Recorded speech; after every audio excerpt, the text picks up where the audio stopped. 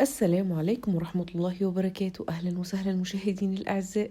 حلقتنا اليوم عن إجابة لسؤال فضل شاغل بالي من أيام ما كنت صغيرة، وقتها خدت بالي إن أغلب قصص الأنبياء بتتكلم عن ناس بيعبدوا الأصنام من دون الله. يا ترى الناس دول كانوا هبل؟ معقول في حد عاقل يعبد صنم هو صنعه بإيده؟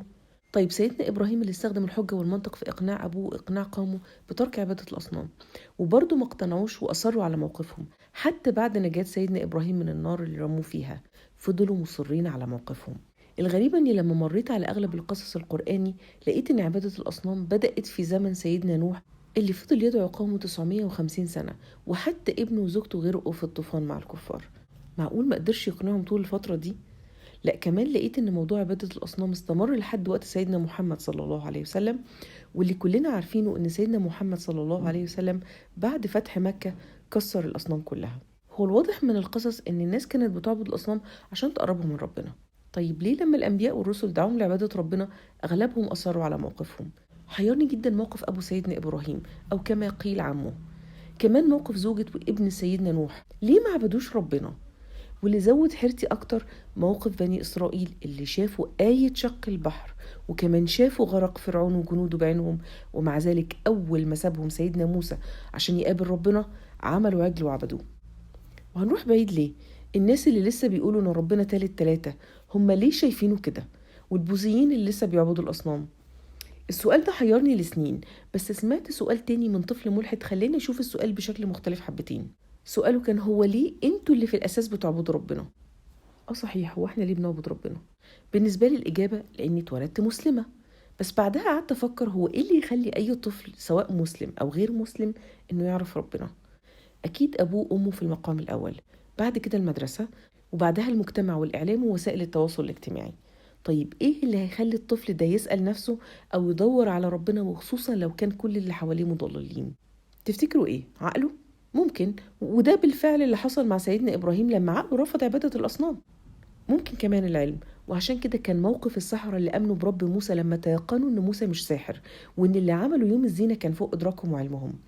ممكن كمان التفكير في الموت والبعث، وده اللي خلى آسيا ومؤمن آل فرعون يؤمنوا بالله.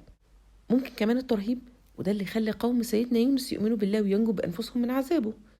ممكن كمان انتشار الظلم والقهر في المجتمع يخلي الإنسان يفكر هو الكون ده ملوش كبير، وده يمكن كان واضح في قصة سيدنا محمد اللي أغلب اللي آمنوا بيه في أول الرسالة كانوا المستضعفين. ممكن كمان لما الإنسان يدور على الهداية، أو لما يكون عنده أسئلة كتيرة ومش لاقي لها إجابة، وبعدين يفاجئ إن الإسلام جاوب عليها من أكتر من 1400 سنة وعلى إيد راجل أمي لا يعرف القراءة ولا الكتابة. ممكن كمان لما الإنسان يحس إنه ماشي في طريق ضلمة مش عارف آخرته إيه، لما يحس إنه ضعيف ومحتاج لسند يقويه، سند يطمن له ويثق فيه ويكون متأكد إنه هو مش هيتخلى عنه. وده اللي غالبا بنسمعه في قصص الناس اللي دخلت في الإسلام جديد. إذا في حاجات كتير قوي تخلي الإنسان يدور على ربنا حتى وهو مش مسلم، زي العلم واستخدام العقل في تفسير ظواهر ودلائل بتقول إن الكون ده له خالق. كمان الخوف من الموت والبعث والتفكير في عواقب الأمور. وده يرجعني تاني للسؤال اللي سألته في أول الحلقة، ليه كان في ناس مصرين على عبادة أصنامهم وفضلوا على موقفهم حتى بعد ما ربنا بعت لهم رسل وأنبياء وأيدهم بمعجزات ممكن تكون في الأساس هي من طلبهم، زي قوم ثمود لما طلبوا الناقة وهم بنفسهم اللي قتلوها؟ ليه أصروا على موقفهم؟ يمكن لأنهم عبدوا الأصنام اللي عبدها آبائهم، أو الناس اللي أخدوها قدوة في حياتهم ومشيوا على خطواتهم. يعني تقريبا العصبية القبلية كانت منهج ليهم، كانوا ماشيين ورا اللي قبلهم ومدين لعقلهم أجازة من التفكير. وحتى اللي فكر يمكن يكون خاف إنه يخسر مكاسب كسبها وهو في غفلته. طيب وبالنسبة للآباء الصالحين زي آدم ونوح، ليه ما كانش كل ولادهم زيهم؟ يمكن لأن اللي ضل منهم اتبعوا أهوائهم وشهواتهم، شغلتهم الدنيا عن التفكير في ربنا، والكبر والنفاق ملأ قلوبهم. بس الأكيد إن الدنيا بالنسبة لسيدنا آدم وسيدنا نوح ما وقفتش عندهم، وكملوا في رسالتهم.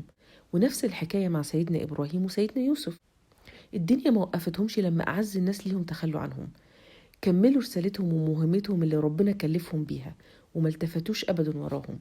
اوعي تخلي أعز الناس ليكي صنم يشغلك عن طاعة ربنا.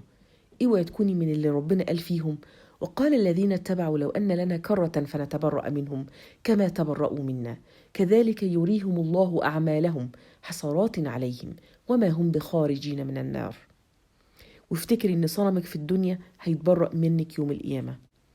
إذ تبرأ الذين اتبعوا من الذين اتبعوا ورأوا العذاب وتقطعت بهم الأسباب. خدتي بالك؟ الفريقين في النار، التابع والمتبوع، فخلي بالك دايما مين قدامك ومين وراكي. واشوفكم على خير في الحلقة الجاية بإذن الله ومشيئته، في رعاية الله وحفظه، والسلام عليكم ورحمة الله وبركاته.